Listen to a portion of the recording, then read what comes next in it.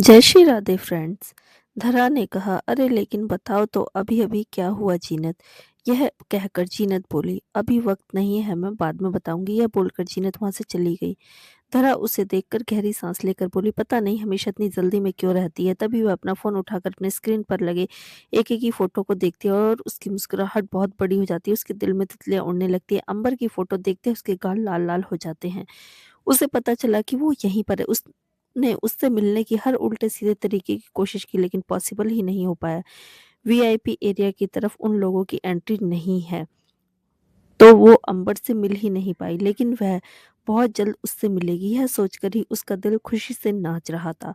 आज उसने अपनी जिंदगी की सबसे अच्छी खबर मिली थी। यह तो भगवान का बार बार हजार बार थैंक यू बोल चुकी थी। ए my love, I love you so much बोलकर वह स्क्रीन पर लगी फोटो को कई बार किस करती है। ओजल तुरंत कमरे के अंदर आती है और दरवाजा बंद कर लेती है। वो फटाफट अपने बैग को खोलती है और अपने बैग के सीक्रेट हिस्से से अपना डिवाइस बाहर निकालती है और एक बहुत ही छोटा सा मोबाइल फोन, जिससे वह मुश्किल से छुपाकर इस घर में लेकर आई थी। वह अपना लैपटॉप नहीं लेकर आ सकती थी, क्योंकि इन लोगों को शक हो गया था। उसने तुरंत अपने मोबाइल फोन की स्क्रीन पर कुछ टाइप करना शुरू किया। उसके चेहरे के एक्सप्रेशन थोड़े से सीरियस हो गए थे। यह मोबाइल फोन उसके लिए बहुत इंपॉर्टेंट था। इमरजेंसी में यही उसे हमेशा हेल्प करता था। उसने मोबाइल फोन में कुछ कोडिंग टाइप करना शुरू कर दी। मुझे किसी भी तरह से डिटेल्स को चेंज करना ही होगा। अगर अभिनव को जरा भी शक हुआ तो वह मेरी कब्र यहीं पर ही खोद देगा। तकरीबन 10 मिनट टाइपिंग करने के बाद फाइनली उसका दिल जोर जोर से धड़कने लगता है। कुछ स्क्रीन पर प्रोग्रामिंग चल रहा था, कोडिंग की लाइनें लिखी जा रही थी। फाइनली ओजल का एक फाइनल बटन प्रेस करती है, तभी दरवाजे पर जोर से खटखटाने की आवाज आने लगती है। ओजल तुरंत अपने मोबाइल फोन को वापस अपने बैग की सीक्रेट जगह पर डाल देती है। सामान वापस अपनी जगह पर रखकर वह हिम्मत करके दरवाजे की तरफ आती है। दरवाजा लगातार बजे जा रहा था। जब उसने दरवाजा खोला तो अभिनव का असिस्टेंट दरवाजे पर खड़ा हुआ था। उसने ओजल को सस्पिनियस नजरों से देखते हुए कहा, इतना टाइम कैसे लग गया तुम्हें दरवाजा खोलने में? क्या कर रही थी तुम अंदर? ओजल ने थोड़ा ऑकवर्ड होकर कहा, कपड़े बदल रही थी। यह सुनकर असिस्टेंट भी थोड़ा सा ऑकवर्ड हो गया था। उसने ओजल से कहा, सर ने तुम्हें बुलाया है, चलो जल्दी से। असिस्टेंट की बात सुनकर ओजल के चेहरे का रंग एकदम से फीका पड़ गया और दिल जोर जोर से धड़कने लगा।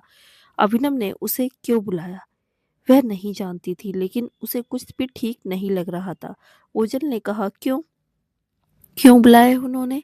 क्या कोई जरूरी काम है? असिस्टेंट ने कहा, वह तो तुम्हें उनके पास जाकर ही पता चलेगा। अब चलो जल्दी से, अगर 2 मिनट और उन्हें इंतजार करवाया तो उनके गुस्से के कहर को बर्दाश्त करना पड़ेगा तुम्हें। यह बोलकर असिस्टेंट वहां से चला गया और ओजल की सांसें हलक में अटक गई। अचानक अभिनव ने उसे बुला लिया। यह सुनकर वह थोड़ी सी नर्वस हो गई थी, मगर चेहरे पर फिर भी कॉन्फिडेंस पहने हुए वह ऑफिस रूम के बाहर आकर खड़ी हो जाती है। फाइनली एक लंबी सांस छोड़ते हुए ओजल ने अपने मन में अपने आप से कहा, जस्ट रिलैक्स, सब ठीक है, कोई प्रॉब्लम नहीं होगी। उसके बाद उसने ऑफिस रूम का दरवाजा खोला और वह अंदर आई। अंदर जाकर उसने देखा कि अरमान सोफे पर बैठा हुआ है। उसके छोटे छोटे बाल हवा में लहरा रहे हैं।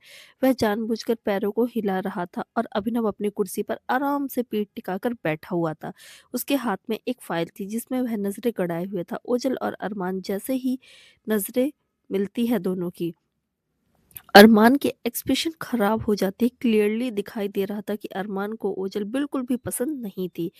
पर ओजल को इस वक्त चिंता अरमान की नहीं अभिनव की हो रही थी कि उसने उसे यहाँ पर क्यों बुलाया है। कहीं कुछ पता तो नहीं लग गया।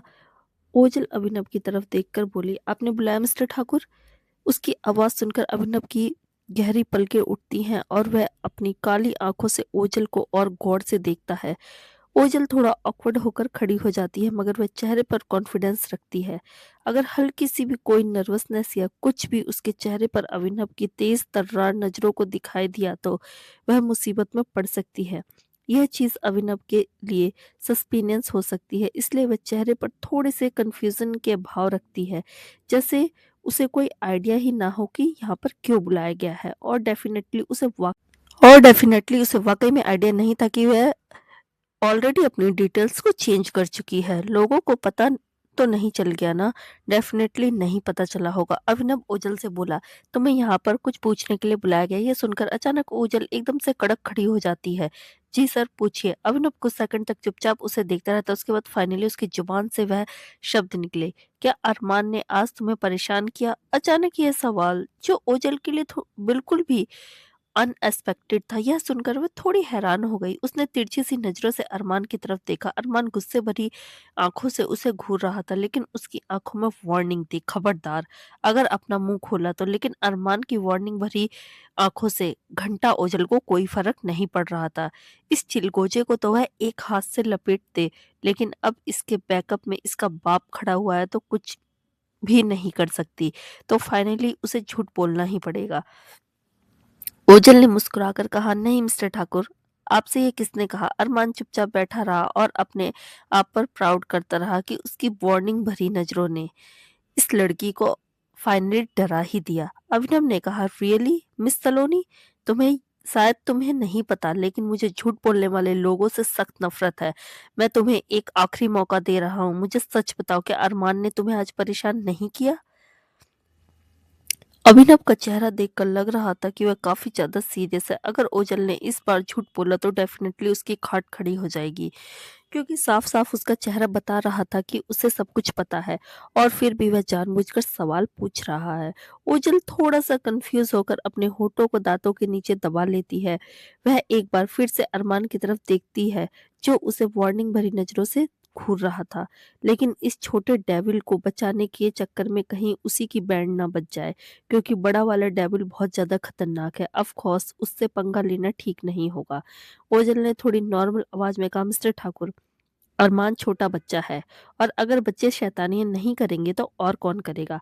आप और मैं तो नहीं करेंगे ना? और वह बच्चा ही क्या जो अपने बचपन में सबको छठी का दूध याद ना दिला दे। सो इट्स ओके, कोई प्रॉब्लम नहीं है। अरमान बहुत क्यूट है और एडोरेबल बच्चा है, बिल्कुल आप पर गया है। थोड़ा स्टिक बाकी बच्चों से थोड़ा अलग है, लेकिन उसकी लाइफ के इंसिडेंट्स भी ऐसे हैं ना, जो नॉर्मल बच्चों के साथ नहीं होते। तो अरमान का नॉर्मल बच्चों की तरह हंसना खेलना हम एक्सपेक्ट कर भी नहीं सकते। उसकी बात सुनकर अरमान की आईब्रोज आपस में सिकुड़ गई। उसने सोचा, क्या यह लड़की मुझे अब नॉर्मल बोल रही है? अभिनव कुछ सेकंड तक चुप रहा। उसने अरमान की तरफ देखा, जो ओझल को घूर रहा था। वैसे ओझल की बातों में पॉइंट था। पैदा होने से लेकर अब तक अरमान ने इतनी बार मौत को क्लियरली अपनी आंखों के सामने देखा है कि उसका नॉर्मल होना तो हैरानी की बात होगी ही। ऐसे हादसे, ऐसे अटैक जो किसी नॉर्मल हट्टे कट्टे नौजवान आदमी के भी रोंगटे खड़े कर दे। अरमान ने उन सब चीजों को फेस किया। अभिनव एक गहरी सांस लेकर अरमान की तरफ देखकर बोला, अरमान, मिस सलोनी से तुम्हें अभी के अभी माफी मांगनी होगी। से टू सॉरी हर। अरमान अपनी आईब्रोज को और भी ज्यादा सिकोड़ लेता है, पर वह अभिनव को कुछ भी नहीं बोल सकता था, इसलिए उसने कड़क नजरों से ओझल की तरफ देखकर बोला, सॉरी। ओझल बहुत ही ज्यादा ऑकवर्ड होकर अपने मन में सोचने लगी, यह जब भी मुझे इस तरह से देखता है, एक नई प्रॉब्लम मेरे लिए इंतजार कर रही होती। क्या जरूरत थी मिस्टर ठाकुर को इस चिलगोजे से सॉरी बुलवाने की? कर दी ना कर दी ना मेरे लिए प्रॉब्लम खड़ी। अब पता नहीं क्या करने वाला है। यहाँ मैं स्पाई बनकर आई हूँ और मुझे धोबी घाट के कपड़ों की तरह धोया जा रहा है, और वह भी एक 5 साल के लिटिल डेविल के हाथों। Is this so embarrassing? उसके बाद अरमान उछलकर सोफे से नीचे उतरा और फिर चलता हुआ दरवाजे की तरफ जाने लगा, लेकिन उसकी कड़क नजरें ओझल को ऐसे घूर रही थी मानो उसमें से आग निकालेंगी और ओझल वहीं पर जलकर राख हो जाएगी। उसके चले जाने के बाद ओझल ने अभिनव की तरफ देखकर बोला, एनीथिंग एल्स मिस्टर ठाकुर? अभिनव ने ना में सर हिला दिया और जाने का इशारा किया। ओझल वहां से जाने लगी कि तभी अचानक अभिनव का फोन बजा। अभिनव ने अपने मोबाइल फोन कान पर लगाया। उसमें से उसे कुछ बातें सुनाई दी, जिस वजह से उसके एक्सप्रेशन थोड़े कड़क हो गए और उसके मुंह से एक शब्द निकला, ओझल। तभी बिना कुछ ज्यादा सोचे समझे वह तुरंत पलटकर बोली, जी। अभिनव ओझल की तरफ देखने लगा। तभी ओझल को कुछ रियलाइज हुआ और उसके दिल की धड़कनें तेज हो गई। उसका हार्ट बीट स्किप करने लगा। इस आदमी ने अभी अभी उसका नाम लिया। अभिनव अपनी आईब्रोज को ऊपर उठा लेता है। ओझल तुरंत अपने आप को संभालते हुए बोली, सर, वो मैं ये पूछना चाहती हूँ कि यहाँ अगर कोई मुझे I mean good good personal सामान की जरूरत पड़े तो मैं किससे बोलूं? लाइक कोई लेडीज पर्सनल सामान हो? अभिनव ने कहा, किसी फीमेल सर्वेंट को बोल देना। ओझल ने हल्का सा अपना सर हिलाया और वहां से जाने लगी, लेकिन उसके कान पीछे की तरफ थे। वह सुनना चाहती थी कि अभिनव ने उसका नाम क्यों लिया, आखिर वह फोन पर किससे बात कर रहा है। अभिनव थोड़ी सी कड़क आवाज में बोला, ओझल नाम की लड़की, आर यू श्योर कि वह वही लड़की है? कुछ सेकंड बाद अभिनव के एक्सप्रेशन डार्क हो गए। Find her. अभिनव के मुंह से यह सब सुनकर दरवाजे के पास छुपकर खड़ी हुई ओझल की धड़कनें जैसे ठहर गई। उसकी आंखें बड़ी हो गई और दिल की धड़कनें बहुत ज्यादा तेज। वह भागते हुए अपने कमरे में आई और दरवाजा बंद कर लिया। दरवाजे के सहारे पीठ लगाकर वह जमीन पर बैठ गई और कुछ सेकंड तक ऐसे ही बैठी रही। उसका दिल बहुत जोर जोर से धड़क रहा था और चेहरे पर हॉरिफाइड एक्सप्रेशन थे। ये आदमी मुझे क्यों ढूंढ रहा है? कहीं ये मेरे बारे में सब कुछ पता तो नहीं लग गया? ओझल को समझ में नहीं आ रहा था कि आखिर कैसे इतनी जल्दी उसको उसके बारे में कैसे पता लग गया। ओह माय गॉड, वह मेरे बारे में तहकीकात करने को बोल रहा है, मुझे ढूंढने को बोल रहा है। अगर इन लोगों को मेरी असलियत पता चल गई तो ना सिर्फ मेरे लिए बल्कि शिवा के लिए भी बहुत बड़ी मुसीबत खड़ी हो जाएगी। ओझल तुरंत अपने बैग की सीक्रेट जगह से अपना फोन निकालती है और फोन पर बैठकर कुछ टाइपिंग करने लगती है। जल्द ही वह एक टीम के साथ कनेक्ट करती है जिस टीम का नाम था ब्लैक बेल्ट्स। नेक्स्ट, ओझल ने तुरंत मैसेज छोड़ा, team I need your help. तभी ब्लैक बेल्ट्स टीम में से एक मेंबर ने उसके मैसेज का जवाब देते हुए कहा, व्हाट्स रॉन्ग, ऑल ओके? ओझल की स्क्रीन पर ब्लैक बेल्ट्स टीम के सातों मेंबर्स रिप्लाई आने लगे। What's happen? यह टीम ओझल ने क्रिएट की थी जब वह तकरीबन 10 साल की थी। इस टीम में मौजूद बाकी के 7 मेंबर उसी की तरह ब्लैक हेड्स हैकर्स हैं। सब एक दूसरे से कनेक्टेड है। ओझल उन सब की लीडर है और इस टीम में सब उसे डार्क एंजल बोलते हैं। एक टीम मेंबर का मैसेज स्क्रीन पर पॉप अप होता है, yes dark angel, we are ready for any we are ready for any kind of mission, just say it. वह कुछ टाइप करने वाली होती है, तभी दरवाजे पर खटखट की आवाज होती है। उजल तुरंत अपने मोबाइल फोन पर जल्दबाजी में एक मैसेज टाइप करती है, हाइड समवंस आइडेंटिटी। उसके बाद वह अपनी ही कुछ डिटेल्स भेज देती है। हालांकि कोई टीम मेंबर ने कभी उसका चेहरा नहीं देखा था, ना उसका कभी कोई कोई नाम जानता था, तो उन लोगों को नहीं पता था कि उसने खुद की ही आइडेंटिटी को हाइड करने का स्टॉक दिया है। सब लोगों ने एक साथ मैसेज किया, गॉट इट। दरवाजे पर खटखटाहट लगातार बढ़ती जा रही थी। ओझल तुरंत अपने फोन को वापस जगह पर छुपाकर दरवाजा खोला तो वहां पर कोई भी नहीं था।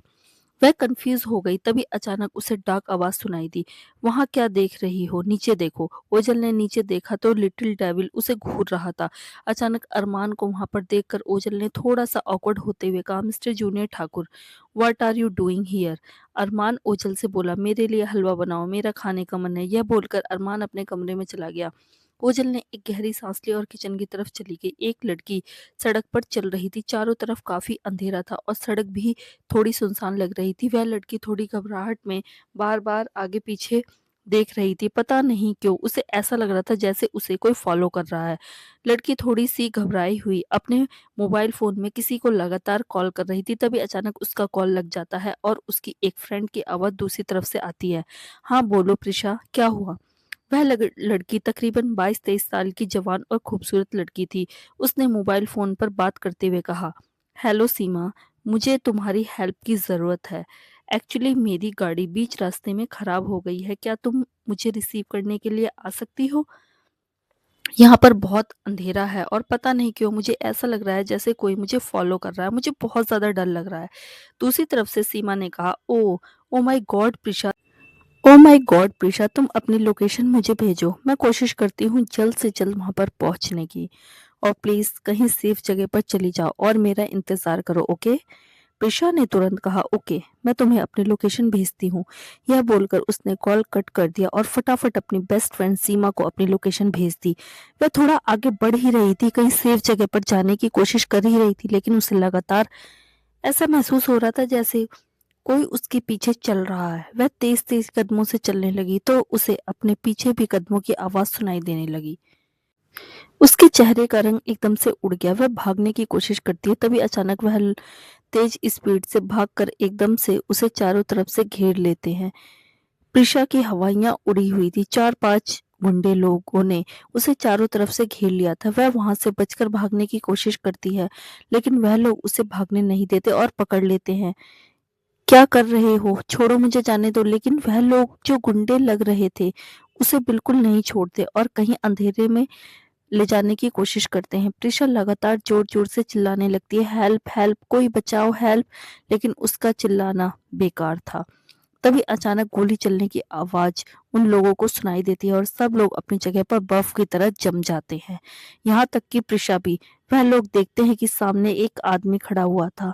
सब लोग उस आदमी को देखकर हैरान हो जाते हैं। अंधेरे में खड़े हुए उस आदमी के हाथ में गन थी, जिसे देखकर सब लोगों के पैर कांपने लगे। वह आदमी धीरे धीरे करीब आता है। उसके हाथ में लटक रही गन को देखते हुए कोई भी कुछ बोलने की हिम्मत नहीं कर पाता और सब लोग अपने कदमों को पीछे ले लेते हैं और अगले ही पल वहां से भागकर अंधेरे में गायब हो जाते हैं। वह आदमी प्रिशा से थोड़ी दूर पर खड़ा हुआ था, लेकिन प्रिशा को उसका चेहरा दिखाई नहीं दे रहा था। वो चेहरा भले ही नहीं देख पा रही थी, लेकिन उसे उस आदमी से डर लग रहा था। प्रिशा ने हिम्मत करके कहा, please let me go. Please. उस आदमी ने कदमों को पीछे लिया और वहां से चला गया। प्रिशा को यकीन नहीं हुआ। क्या वाकई में वह आदमी यहाँ पर सिर्फ उसकी मदद के लिए आया था? फाइनली प्रिशा को राहत मिली। थोड़ी ही देर में उसकी बेस्ट फ्रेंड सीमा की गाड़ी वहां पर पहुंच गई और वह तुरंत गाड़ी में बैठकर वहां से निकल गई। उसके जाते ही अधीर अंधेरे से निकलकर थोड़ा रोशनी में आता है।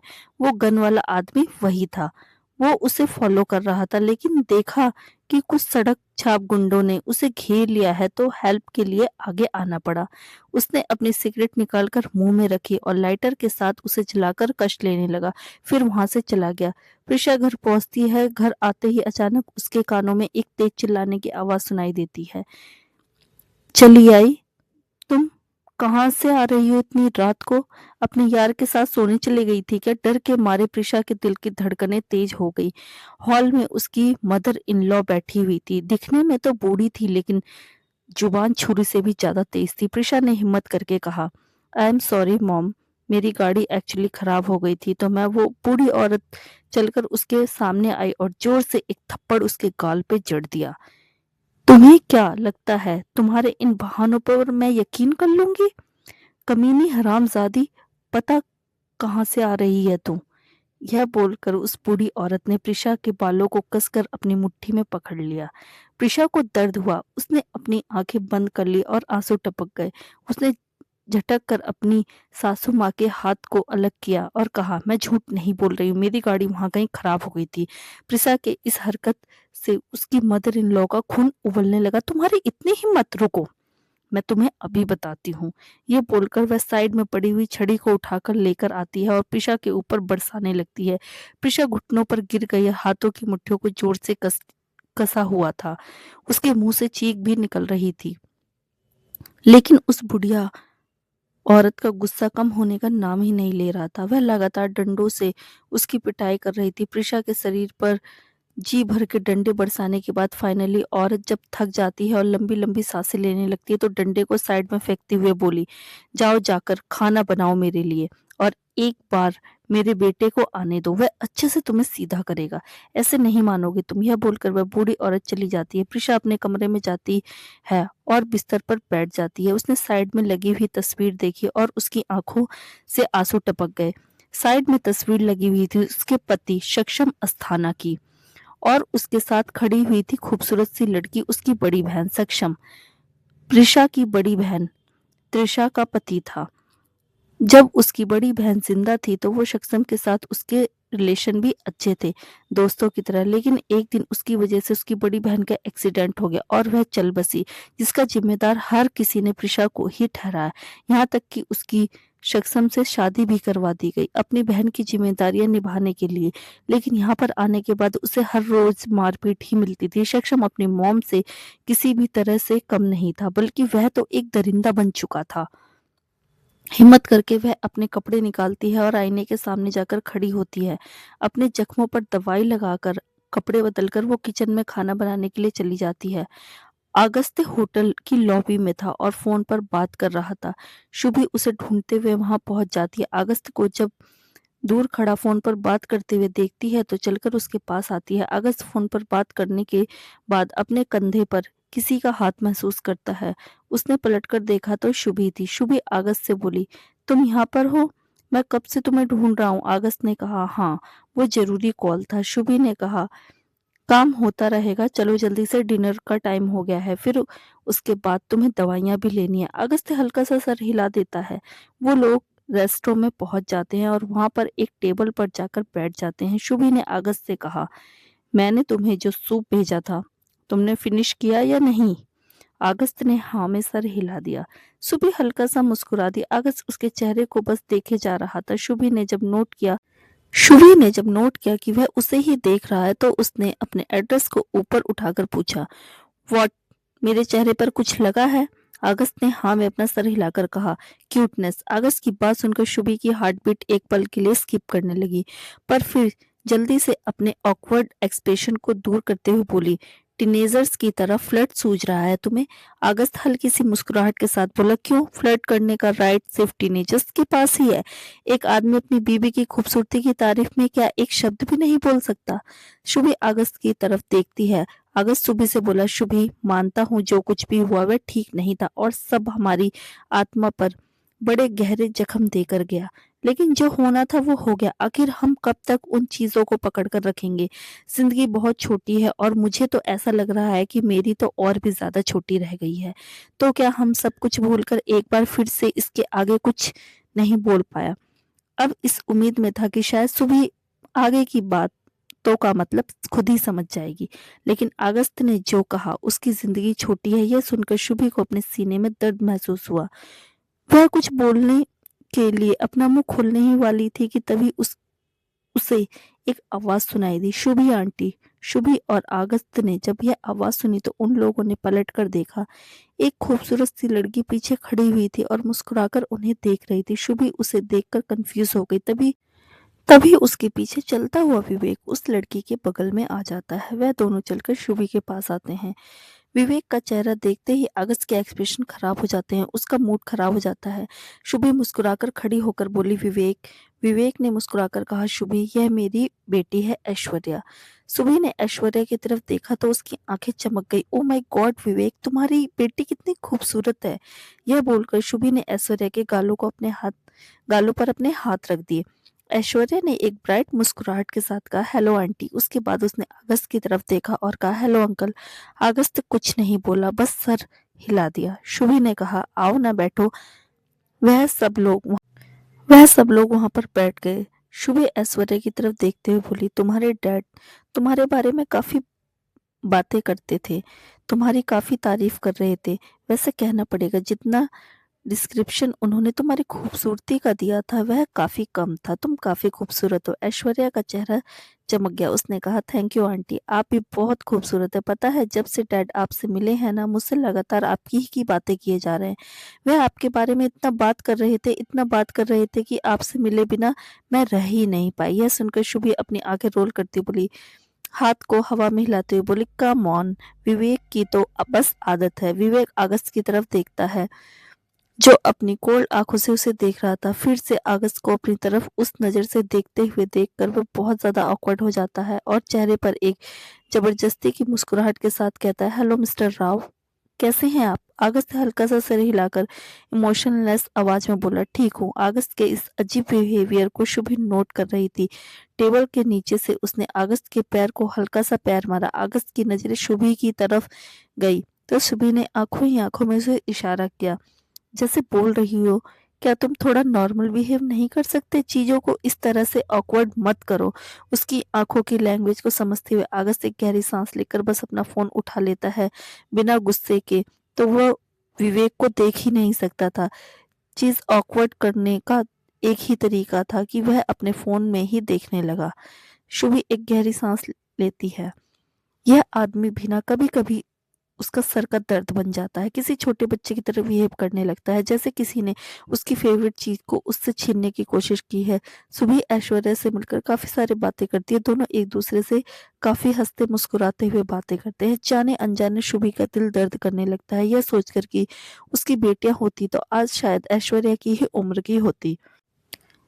इतनी ही खूबसूरत, बहुत ज्यादा खूबसूरत, जवान, एनर्जेटिक, यूथफुलनेस से भरी हुई, एकदम फुल ऑफ लाइफ। उसका चेहरा एक पल के लिए लटक जाता है, जिसे अगस्त तुरंत नोट कर लेता है। जैसे उसके मन में चल रही बातें वो सुन रहा हो, उसके जज्बातों को महसूस कर पा रहा हो। उसके हाथ की मुट्ठियां कस जाती है और आंखें नम हो जाती है। वो उठकर बोला, थोड़ा काम है, मैं रूम में जाता हूँ। ये बोलकर अगस्त चला गया। शुभी थोड़ा ऑकवर्ड हो गई। विवेक ने कहा, क्या उसका मूड खराब है शुभी?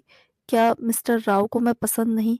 शुभी तुरंत ऑकवर्डनेस को दूर करते हुए मुस्कुरा कर उसके हाथ पर हाथ रख के बोली, डोंट ओवर थिंकिंग विवेक, वो ऐसा ही है, डोंट माइंड हिम।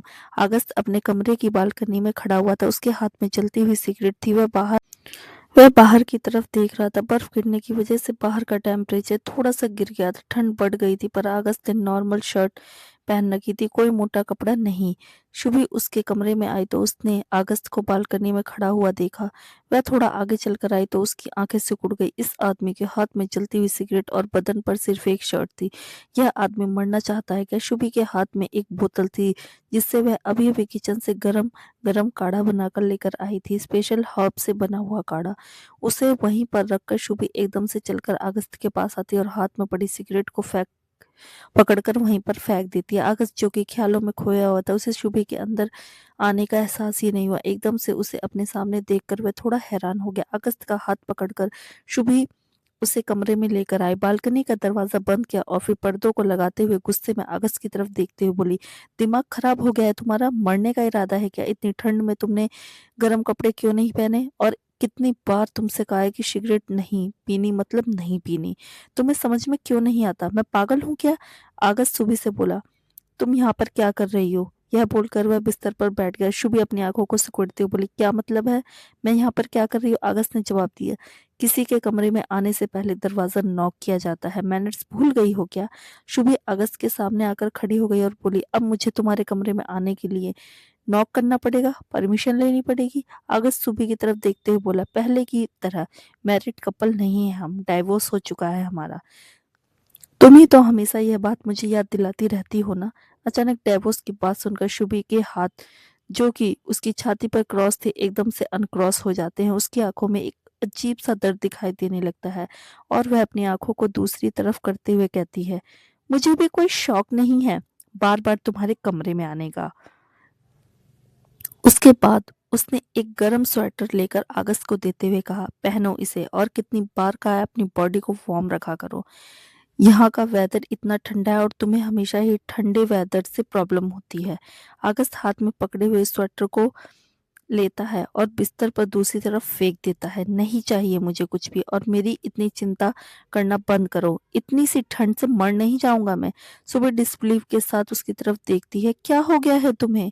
यह किस तरीके से हरकतें कर रहे हो तुम, और कैसे बातें कर रहे हो मुझसे? अगस्त नाराज था, उसके अंदर जलन हो रही थी, यह जानते हुए कि वो दोनों एक दूसरे से कितना प्यार करते हैं। शुभी ही हमेशा कठोर दिल की बनी रहती थी, उससे दूर रहती थी, और अब उसका उसके दोस्त के साथ बोलना, हंस हंस के बातें करना अगस्त को अंदर ही अंदर जला रहा था। अगस्त ने कहा, मेरी फिक्र करना बंद करो, जाकर अपने उस दोस्त की फिक्र करो ना, उसके साथ, उसकी बेटी के साथ टाइम स्पेंड करो, मुझे अकेला छोड़ दो। अगस्त की बात सुनकर शुभी और भी ज्यादा हैरान हो जाती है। फिर अपनी आंखों को रोल और छोटी करते हुए कहती है, यह क्या हरकत है? तुम क्या कोई टीनेजर बॉय हो जो अपनी सो कॉल्ड जलन को कंट्रोल नहीं कर पा रहे हो? अगस्त एकदम से खड़े होकर शुभी के कंधों को पकड़ते हुए बोला, जलन नहीं है ये, दर्द होता है मुझे। तुम हर किसी से हंसते मुस्कुराते बात करती हो, सिर्फ मुझसे क्यों नहीं? तुम्हारे दिल में हर किसी के लिए नरमाहट है, हर किसी के लिए प्यार है, बस मेरे लिए ही नहीं। यह आंखें जो हमेशा मुझे देखकर चमकती रहती थी, वह मुझे देखना भी नहीं चाहती, क्यों? जो चेहरा मुझे देखकर खिल जाता था, उस पर एक स्माइल भी नहीं आती, आखिर क्यों? सजा दे रही हो तुम मुझे, किस चीज की? मैं तुमसे बेइंतहा प्यार करता हूँ, क्या इस चीज की सजा दे रही हो? शुभी हैरान होकर अपनी जगह पर खड़ी हुई थी। अगस्त की आंखों में गुस्सा था, लेकिन उसके हर एक शब्द में दर्द साफ साफ महसूस हो रहा था। वह थक गया था। अगर सच पूछो तो क्यों यह सब कुछ उसी के साथ होना था, आखिर क्यों? शुभी ने 2 कदम पीछे लिए और अपनी नजरों को दूसरी तरफ करते हुए कहा, मैंने तुमसे कितनी बार कहा है कि इस तरह से बकवास बातें मत किया करो। अगस्त उसकी बातों को बीच में काटते हुए बोला, बकवास बातें नहीं है। अगस्त सुबह को अपने करीब करते हुए बोला, तड़प रहा हूं मैं तुम्हारे लिए, क्या तुम्हें दिखाई नहीं देता, या फिर देखकर भी जानबूझकर अनदेखा कर रही हो? आखिर किस चीज की सजा दे रही हो तुम मुझे? हाँ, प्यार भी करती हो लेकिन तड़पा भी रही हो। वाय? शुभी की आंखों से आंसू टपक जाते हैं। वह अगस्त की तरफ देखते हुए बोली, शायद हम दोनों का एक होना किस्मत में ही नहीं लिखा हुआ। शुभी की बात सुनकर अगस्त की आंखों में आंसू भर जाते हैं। शुभी अगस्त की बाहों से आजाद होकर पलटकर जाने लगती है। अपने आंसुओं को पोंछती है कि तभी अचानक उसे अगस्त के जोर से खांसने की आवाज सुनाई देती है। वह जैसे ही पलटकर देखती है, हैरान हो जाती है। उसके चेहरे पर हॉरिफाइड एक्सप्रेशन थे और वह जोर से चिल्लाती है, अगस्त! अगले ही पल अगस्त धड़ाम से जमीन पर गिरता है और बेहोश हो जाता है। उसके मुंह पर खून लगा हुआ था। खून देखकर शुभी का सर चकरा जाता है और उसके पैरों के नीचे से जैसे जमीन निकल जाती है। वह तुरंत भागकर अगस्त के पास आती है। अगस्त, क्या हुआ तुम्हें? तुम्हें? अगस्त, अगस्त! अगस्त बिस्तर पर लेटा हुआ था और शुभी उसके बगल में कुर्सी पर बैठी हुई थी। उसने अगस्त के हाथ को अपने हाथों में पकड़ा हुआ था और उसकी आंखों में लगातार आंसू टपक रहे थे। अगस्त बेहोश था। डॉक्टर ने खून की उल्टी का कारण उसकी लगातार बिगड़ती हुई हालत को बताया था। हालांकि शुभी जो हर्ब्स मेडिसिन उसे खाने के जरिए देती थी, उसकी वजह से अगस्त की हालत में थोड़ा बहुत सुधार जरूर है, लेकिन इतना भी नहीं, क्योंकि उसकी हालत अंदर से काफी खराब है और उसे सुधारने के लिए काफी टाइम और मेहनत लगेगी। शुभी के हाथ हल्के से कांप रहे थे। अगस्त उसके सामने बेहोश पड़ा हुआ था। डॉक्टर के शब्द उसके कानों में बार बार गूंज रहे थे। अगस्त की बिगड़ती हालत ने शुभी को बहुत बुरी तरीके से डरा दिया। नहीं, वह ऑलरेडी अपना सब कुछ खो चुकी है। अगस्त को वह नहीं खो सकती, बिल्कुल भी नहीं। शुभी अगस्त के बगल में आकर बैठ जाती है और फिर उसके सर के बालों को प्यार से सहलाते हुए उसके गाल पर अपने माथे को टिका लेती है। उसके आंसू अगस्त के चेहरे पर गिरने लगते हैं। शुभी टूटी हुई सी आवाज में बोली, मैंने कभी नहीं सोचा कि चीजें इतनी खराब हो जाएंगी। मैं सोच भी नहीं सकती थी कि तुम कितनी खराब हालत से गुजर रहे हो। प्लीज अगस्त, तुम मुझे नहीं छोड़ के जा सकते। तुम्हें मेरे साथ रहना होगा। तुम्हारे बिना मैं क्या करूंगी, कैसे जीऊंगी? मैं मानती हूँ कि हम दोनों अलग हो चुके हैं, लेकिन फिर भी तुम जिंदा हो, बस यही एक चीज मेरे जीने का सहारा है। अब क्या तुम मेरा आखिरी सहारा भी मुझसे छीन लेना चाहते हो? प्लीज अगस्त, मुझे इस तरह से डराओ मत प्लीज। यह शुभी के टूटने की हद थी। वह कुछ भी बर्दाश्त कर सकती थी, लेकिन अगस्त को मरता हुआ नहीं देख सकती थी। यह वाकई में उसकी हद थी। धरा काफी ज्यादा एक्साइटेड होकर एक बड़े से स्टूडियो में पहुंचती है। वह काफी ज्यादा खुश और एक्साइटेड लग रही थी। आज उसे इस स्टूडियो में आना था। अंबर का जो कॉन्सर्ट होने वाला था, उसके डांस के ग्रुप में धरा को लीड डांसर का रोल मिला था। वह इतनी ज्यादा खुश थी कि पूछो मत। ऐसा लग रहा था जैसे किस्मत खुद उसके पैरों में जाकर उसके कदमों को चूम रही हो। उसने अपने फोन को उठाया और जीनत को कॉल लगाया। जीनत अभी अभी घर पर आई थी। नहा धोकर वह थोड़ी आराम करने वाली थी। अपने फोन पर धरा का फोन आते हुए देखकर उसने फोन को उठाया। कहाँ चली गई थी यार, तुम सुबह सुबह घर पर क्यों नहीं हो? धरा ने कहा। अरे, मैंने तुम्हें बताया था ना, आज मैं स्टूडियो आई हूँ। और तुम घर पर पहुंच गई क्या? मैंने तुम्हारे लिए खाना बनाकर रखा है, गरम करके खा लेना। तुम ठीक हो ना? ठीक से घर पहुंच गई ना? जीनत ने अपने कंधों को थोड़ा सा दबाते हुए कहा। हाँ, पहुंच गई। तभी अचानक धरा ने कहा, कल रात को तुम कुछ बताने वाली थी ना? मेरे पास अभी थोड़ा टाइम है, तो तुम मुझे बता सकती हो। उसकी बात सुनकर जीनत एक पल के लिए थोड़ी चुप हो गई। पता नहीं उसे धरा को यह सब बताना चाहिए या नहीं, इसलिए उसने सोचा कि कुछ वक्त के लिए नहीं बताएगी, बाद में बताएगी। जीनत ने कहा, नहीं, ऐसी कोई खास बात नहीं थी। तुम्हें अपने ऑडिशन के लिए ऑल द बेस्ट। जीनत की बात सुनकर धरा एक्साइटेड होकर बोली, थैंक यू। मैं घर आकर तुम्हें बड़ी वाली पार्टी दूंगी, ओके? तुम भी अपना ख्याल रखना और अच्छे से आराम करना, ओके, बाय। यह बोलकर वह कॉल कट कर देती है। डाइनिंग टेबल पर गर्मा गर्म खाना रखती है और फिर बैठकर अपनी प्लेट में खाना लगा लेती है। वह खाना खाते हुए अपने मन में सोचती है, रातों रात में लखपति हो गई, पर क्या मुझे यह काम करना चाहिए? वह लड़का था तो बहुत हैंडसम, लेकिन उतना ही कमीना था। क्या मुझे सच में यह करना चाहिए? पता नहीं, कुछ सही नहीं लग रहा। लेकिन पैसे भी तो बहुत ज्यादा दे रहा है यार, और ऐसा नहीं है कि मुझसे कोई और गैर कानूनी या गलत काम करवा रहा है। अगर उसने मेरे साथ कुछ भी गलत करने की कोशिश की, मेरा फ़ायदा उठाने की कोशिश की, तो उसके पैसे उसके मुँह पर फेंक के मारूँगी और खींच के एक तमाचा भी। जब तक वह अपनी लिमिट में है, मुझे नहीं लगता कि इस काम में कोई भी प्रॉब्लम होनी चाहिए। और वैसे भी सिर्फ़ गर्लफ्रेंड बनने की एक्टिंग ही तो करनी है, कौन-सा मुझे सच में उसकी गर्लफ्रेंड बनना है। अगर सच में बनना होता तो 10 लाख क्या, वह 10 करोड़ भी देता तो भी नहीं मानती, ठरकी कहीं का। एक गहरी साँस लेकर वह खाना कंटिन्यू करती है, तभी उसका फ़ोन बजने लगता है। जैसे ही वह फ़ोन स्क्रीन पर उसका नाम देखती है, उसकी आँखें बाहर निकल आती है। यह मुझे क्यों कॉल कर रहा है? उसकी धड़कनें तेज़ हो जाती हैं। फ़ोन लगातार बज रहा था। एक गहरी साँस लेकर उसने हिम्मत की और फ़ोन उठाकर कहा, हेलो। दूसरी तरफ से आरुष ने कहा, तुम्हें एक एड्रेस भेज रहा हूँ। अच्छे से तैयार होकर वहाँ पर पहुँच जाना, और हाँ, अपने लिए थोड़े ढंग के कपड़े खरीद लेना, ओके? कल जो पहने हुए थे वो फटीचर कपड़े नहीं, थोड़े ब्रांडेड। बहुत पैसे दिए हैं मैंने तुम्हें, इतना तो तुम अफ़ोर्ड कर ही सकती हो। जीनत अपनी आँखों को सुकेड़ते हुए बोली, एक्सक्यूज़ मी, मेरे कपड़ों में कोई भी कमी नहीं थी, समझे? और मुझे कहाँ पर आना है, क्यों आना है? इस बात पर आरुष ने कहा, क्या मतलब क्यों आना है? हेलो! सवाल पूछने का हक नहीं दिया मैंने तुम्हें 10 लाख में। तुम्हें मुंह बंद करके चुपचाप मेरी बात मानने को कही है। जितना बोल रहा हूँ उतना करो। एड्रेस मैं तुम्हारे व्हाट्सएप पर भेज रहा हूँ, ढंग से तैयार होकर पहुंच जाओ। किसी से मिलवाना है तुम्हें। यह बोलकर आरुष कॉल कट कर देता है। जीनत कुछ बोलना चाहती थी लेकिन बोल नहीं पाती। वह बहुत ज्यादा थक गई थी सारी रात के काम से, और अब थोड़ी देर सोने के लिए, आराम करने के लिए जाना चाहती थी, कुछ घंटे के लिए, क्योंकि फिलहाल उसका दिमाग बिल्कुल भी काम नहीं कर रहा था। लेकिन इस आदमी ने उसे काम दिया है तो करना तो पड़ेगा ही। इतनी मोटी रकम उसने ऐसे ही नहीं दी। जीनत को महसूस हो रहा था जैसे उसकी नींद हराम होने वाली है। अब उसे पहले शॉपिंग के लिए जाना होगा, अच्छे से तैयार होना होगा, और फिर उसकी बताई जगह पर जाना होगा। फ्रस्ट्रेशन में अपने बालों को मुट्ठी में पकड़ लेती है। जितनी भी उसकी भूख थी वह सारी मर गई थी। टेबल पर जोर से हाथ मारते हुए खड़ी होती है और फिर वहां से चली जाती है। थोड़ी ही देर में जीनत एक बड़ी सी बिल्डिंग के बाहर खड़ी हुई थी।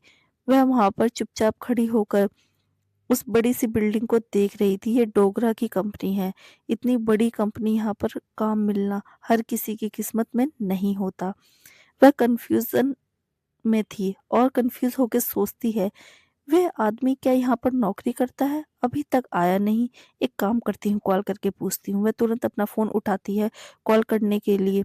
तभी वह देखती है कि आरुष कंपनी से बाहर की तरफ आ रहा है। अपने सूट बूट पहना हुआ है, आंखों पर काले चश्मे, हाथ में बहुत महंगी घड़ी, पैरों में चमकदार जूते, और उसका हैंडसम सा फेस सूरज की धूप में और भी ज्यादा चमककर निखर रहा था। अचानक आरुष को देखकर एक पल के लिए तो जीनत की नजरें उसके ऊपर चिपक जाती है। ऐसे कुछ भी कहो, ऐसे ही नहीं, शहर की हर लड़की इसके पीछे पागल है। सांस अटक जाए देखकर, इतना हैंडसम है ये।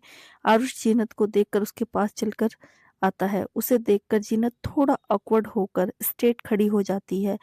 तुमने मुझे यहाँ पर क्यों बुलाया? आरुष ने जीनत को ऊपर से नीचे तक देखा और अपनी आईब्रोज को हल्का सा ऊपर उठा लिया। उसने जीनत की तरफ देखते हुए कहा, मैंने तुमसे कहा था ना कि ढंग के कपड़े पहन के आना। ये क्या पहन रखा है तुमने? जीनत ने कोई हॉट सेक्सी स्कर्ट नहीं पहन रखी थी ना, और वह बहुत ज्यादा स्टाइल से तैयार होकर आई थी। सिंपल अपने बालों को खुला छोड़ रखा था। चेहरे पर बहुत ही हल्का, ना के बराबर मेकअप था, लेकिन फिर भी उसकी खूबसूरती को मेकअप की कोई भी जरूरत नहीं थी। वह नेचुरली बहुत ज़्यादा खूबसूरत थी। उसके होठ बिना लिपस्टिक के गुलाबी थे और आंखें बिना काजल के भी काली थी। जीनत ने जीन्स और टॉप पहन रखा था। बहुत ज़्यादा महंगा नहीं लग रहा था, लेकिन उसकी पूरी बॉडी को कवर कर रखा था और वह एक डिसेंट लड़की लग रही थी, ना कि हाई सोसाइटी वाली लड़कियों जैसी। जीनत अपनी आईब्रोज को ऊपर उठाकर बोली, क्या प्रॉब्लम है मेरे कपड़ों में? आरुष ने जीनत से कहा, तुम्हें कुछ महंगे और हाई सोसाइटी की लड़कियों की तरह कपड़े पहनकर तैयार होकर आना चाहिए था, पर तुम तो बहुत सिंपल लग रही हो। जीनत ने हाथों को छाती पर क्रॉस करते हुए कहा, तुम्हारा मतलब है मुझे अधनंगी हालत में आना चाहिए? आरुष आईब्रोज को सिकोड़ लेता है। जीनत ने कहा, मुझे बहुत ज्यादा छोटे कपड़े पहनने का कोई भी शौक नहीं है। मैं इन कपड़ों में कंफर्टेबल हूँ। अगर तुम्हें कुछ प्रॉब्लम हो रही है तो तुम किसी और लड़की को ढूंढ सकते हो जो तुम्हारे टेस्ट को मैच करे। जीनत की बात सुनकर आरुष के एक्सप्रेशन थोड़े से डार्क हो जाते हैं। आज तक किसी लड़की की हिम्मत नहीं हुई उससे जुबान लड़ाने की। उसने जीनत से कहा, बहुत गट्स हैं तुम्हारे अंदर। लड़कियां अपनी जान देने के लिए तैयार रहती हैं सिर्फ मेरी नजर में आने के लिए। मेरी गर्लफ्रेंड बनना उनके लिए किसी चमत्कार से कम नहीं। जीनत ये सुनकर अपनी आंखें रोल करती है। आरुष जीनत से बोला, आज मैं तुम्हें अपने घर लेकर जाने वाला हूँ। डैड ने कहा है कि वह मेरी गर्लफ्रेंड से मिलना चाहते हैं, तो तुम्हें उनके साथ अच्छे से बिहेव करना है, ओके? अगर उन्हें जरा भी शक हुआ कि तुम मेरी गर्लफ्रेंड नहीं हो तो मैं तुम्हें जो 10 लाख दिए हैं बदले में 20 लाख वापस ले लूंगा। उसकी बात सुनकर जीनत की आंखें बड़ी हो गई और वह चिल्ला पड़ी, क्या 20 लाख? उसने कहा, बिल्कुल। मैं यह प्लान फेल होना अफोर्ड नहीं कर सकता। मेरा बाप मुझे कंपनी से निकाल देगा और वह लड़की देखी थी ना तुमने, उससे मेरी शादी करवा देगा, जो मैं नहीं करना चाहता। तो अच्छा यही होगा कि तुम अपना कैरेक्टर अच्छे से प्ले करो, वरना तुम्हें बहुत भारी नुकसान हो सकता है। जीनत अपना सलाइवा गटक लेती है। अगर उसे पहले पता होता कि 10 लाख के बदले उसे 20 लाख देने पड़ेंगे तो वह डेफिनेटली इस चीज पर कभी भी एग्री नहीं करती। लेकिन अब जबकि ओखली में सर दे ही दिया है तो मूसल से क्या डरना। आरुष गाड़ी के पास जाता है। इतनी बड़ी आलीशान लग्जरियस गाड़ी देखकर एक ख्याल जीनत के दिमाग में जरूर आता है कि क्या यह आदमी वाकई में इस कंपनी में काम करता है। उसने आरुष से पूछ लिया, तुम्हारी सैलरी कितनी है? उसकी बात सुनकर आरुष कंफ्यूजन में उसकी तरफ देखने लगा। सॉरी? जीनत ने फिर से पूछा, तुम्हारी सैलरी कितनी है? यह तो काफी महंगी गाड़ी है, तुमने इंस्टॉलमेंट पर ली है क्या? यह बोलकर वह गाड़ी के ऊपर हाथ फिरने लगती है। आरुष अपनी आंखें रोल करते हुए बोला, इंस्टॉलमेंट माय फुट, यह मेरी अपनी गाड़ी है। और क्या मतलब कितनी सैलरी है? मैं कोई एम्प्लॉय नहीं हूँ, मैं बॉस हूँ। I am the CEO of the Dogra group, Aarush Dogra, all right, remember my name. उसकी बात सुनकर जीनत की आंखें और मुंह खुला का खुला रह जाता है। व्हाट? इस कंपनी का सीईओ? वह अपने मुंह पर हाथ रख लेती है। उसने यह चीज एक्सपेक्ट भी नहीं की थी। उसकी रिएक्शन देखकर आरुष के होठों पर एक गौरव से भरी प्राउड मुस्कुराहट आ जाती है। तभी वह देखता है कि ड्राइवर आसपास नहीं है। फ्रस्ट्रेशन में वह अपना माथा रगड़ता है और फिर से फोन उठाकर ड्राइवर को कॉल लगाने लगता है। वह देखता है कि कॉल नहीं लग रहा तो वह गाड़ी पर हाथ मारते हुए बोला, डैम इट, यह ड्राइवर कहाँ मर गया? मुझे निकलना है। जीनत अपनी एब्रोज ऊपर उठाकर बोली, अगर ड्राइवर नहीं है तो तुम ड्राइव कर लो। तुम्हें ड्राइविंग नहीं आती क्या? आरुष जीनत की तरफ देखकर बोला, ड्राइवर के होते हुए मैं ड्राइव क्यों करूं? उसे किसी चीज की सैलरी देता हूं मैं? किस चीज की देता हूं उसे? जीनत एक गहरी सांस लेकर चुपचाप खड़ी रही।